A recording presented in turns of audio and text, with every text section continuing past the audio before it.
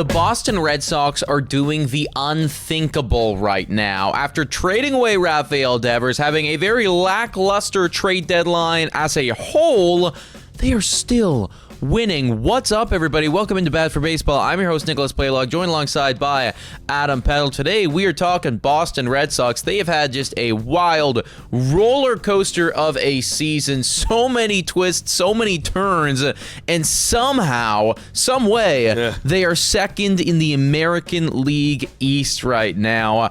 Flash up the standings right here. 62-51. About a month and a half ago, we were completely writing them off here and on our other show. I mean, it's hard not to when they trade away their star player and it feels like it's all crashing down. Right, and then you have your pitching staff look pretty lackluster and not really produce you anything, especially when you go get Walker Buehler as well in the offseason. He looks like ass. And then out of nowhere, they bring up all these young kids and they're doing fine. That's not the story here. The offense is actually doing pretty decent, but it's the pitching that's been amazing. And man, it's just a huge turnaround because you're right. I like the way you describe it. It's just been up and down and up and down. There's been so much drama with this Red Sox, but here they are, 1.5 games above the New York Yankees and 3 games back from the Toronto Blue Jays, and their hopes at a playoff berth have been increasing ever more. I mean, look, they're first in the AL wild card. It's incredible, and especially I do want to talk about that trade deadline because we have Red Sox fans on our Twitter, and they complain a lot of how bad it was, and I agree, it was bad. You had Joe Ryan right there, and then it never fell apart. You weren't even close, and it feels like everyone doesn't want to trade with Craig, and it's like, okay, well, we can never improve. How the hell are we going to be a good ball team? Well, I did see on Twitter, apparently it's very, very difficult to trade with the Boston Red Sox. We all got that guy in our fantasy league where it's really difficult, and apparently that's Boston. Literally. In terms of MLB. So, and you saw that with the results as well. It was a very quiet deadline for Craig Breslow and for these Boston Red Sox. And a lot of people were thinking, oh, God, this is it. We had a bit of momentum, and then we never capitalized on it. Now, they were in talks. You brought up Joe Ryan and for various others. They were talking. They didn't inevitably get it done.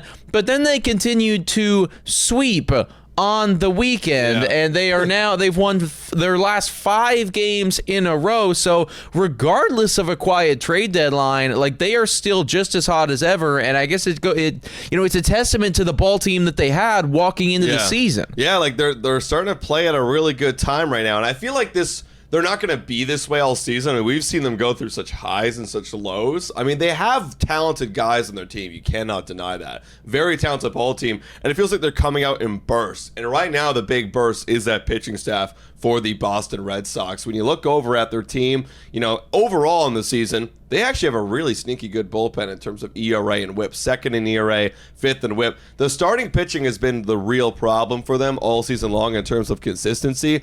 Obviously, Garrett Crochet is the one thing that is consistent. Cy Young candidate right there, one of the best in all of baseball. Brian Bayo is starting to figure it out right now. Like I mentioned, Walker Buehler's been up and down. They traded for Dustin May. We'll see how he does over in Boston. Lucas Giolito's been up and down. They've dealt with injuries, but in the last 15 days, they have been the #1 overall pitching staff in baseball with a 2.81 ERA. So it's working, and if you could be that kind of #1 team in ERA, you should be winning 8 of your last 10. Exactly, right. And they're getting contributions from guys that aren't named Garrett Crochet. Looking over at what they've done in that stretch on the pitching side of things, you're seeing even Walker Buehler have serviceable outings, and that's really all you're asking for from that guy at this current juncture. Lucas Giolito in the second half of the season, again, shout out to fantasy. I picked him up in fantasy formats. He's actually been pretty good. He has been figuring it out as well. So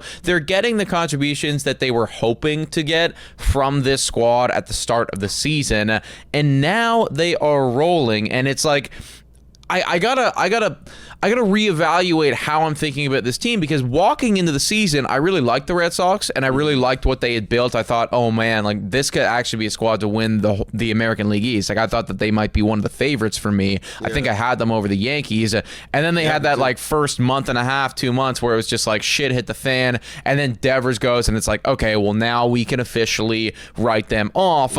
But it's like I gotta start thinking about this squad again like I thought about them at the beginning of the year, because all of a sudden sudden, it took them a while, but here they are. Yeah, the pitching staff is full of talented dudes that have been there and done that, and now they're starting to find their stride all at the same time, which is good to see for them. I think the thing that's throwing us off is the fact that Rafael Devers is no longer a Boston Red Sox. No, he's not. Yeah. And once that happened, we all kind of went, okay, well, the whole season we'll just throw it out the window, right? Because you look at the lineup right now, and you look at Roman Anthony, still a young guy. Hey, he's doing pretty good this season. He's doing great. 828 OPS. Alex Bregman's finally back. He's got the 900 OPS. Jarren Duran's doing better as of late. And then you look up the rest of the lineup. You're like, okay, a bunch of guys that still are younger, not so proven, back from injury, Yoshida. And, you're not really seeing a lot of contributions. But Trevor Story is one of those other pieces that they've gotten a long, long time ago. For me, it's like Trevor Story is the Lucas Giolito version of the position players. Could be, yeah. A veteran guy that they signed a while back that never flourished into anything, had a bunch of injuries. But now you're seeing contributions from him lately, where since the beginning of July, he's got an OPS of 943 and batting average of 314. We talk about fantasy right there. Mm-hmm. This is a guy I picked up, and he's been starting every day for me in the shortstop position. So they're starting to get everybody hot at the right time, which has led them to such a good stretch.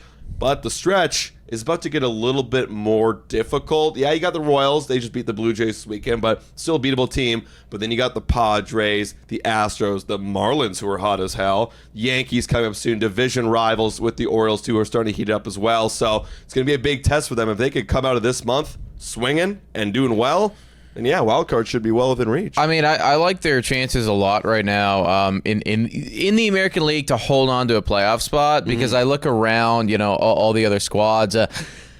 Yankees are collapsing. I don't know how long this is going to go on for, but it feels like there's no light at the end of the tunnel for them. Like their bullpen pieces that they acquired all these bullpen pieces, and then they come out in their first game, and every single one of them shits the bed. That was so funny in terms of just like, wow, like that was your fix, and it just blew up. It's just like immediately like, oh my gosh, this is terrible, and the defense is still making horrendous mistakes over there, and they got their asses whooped by Miami, who is not supposed to be a good baseball team, and yet they destroyed the New York Yankees, really did embarrass them. So Yankees are really falling out of this thing. It was one bad week, so I'm not going to overreact, but the Toronto Blue Jays weren't playing their best brand of baseball in the last week, so potentially there could be a little opening right there. I am not writing off the Boston Red Sox in any capacity. I do definitely think that they are playing their best brand of baseball at the right time, and when you're looking around some of the other squads, it's like, Houston's lost 3 in a row. Toronto's not having a great stretch right now. New York's falling out of it. It's not unthinkable that if Boston keeps this up, they might be able to play for not only the division, but even the bye, because it is all so close. That's what's crazy about this year in baseball, even in the NL too. You're seeing this is there's no real juggernaut team that's clearly heads and tails better than everybody. You can look at rosters and go, okay, yeah, clearly the Dodgers are on paper better than everybody, but the performance and the results aren't that great. They're all kind of mid. So if you could be a decent team and go on a hot stretch like they did, you could find yourself in a playoff spot. Where, like, when I look at these standings, I see 7 teams that have a chance to make playoffs right now. Maybe you could toss in the Royals because they are somewhat buying in this. Maybe 8 teams, okay? Because Guardians sold. Like, you got Kansas City Royals, Texas Rangers, Seattle Mariners, New York Yankees, Boston Red Sox, and the top 3 right there.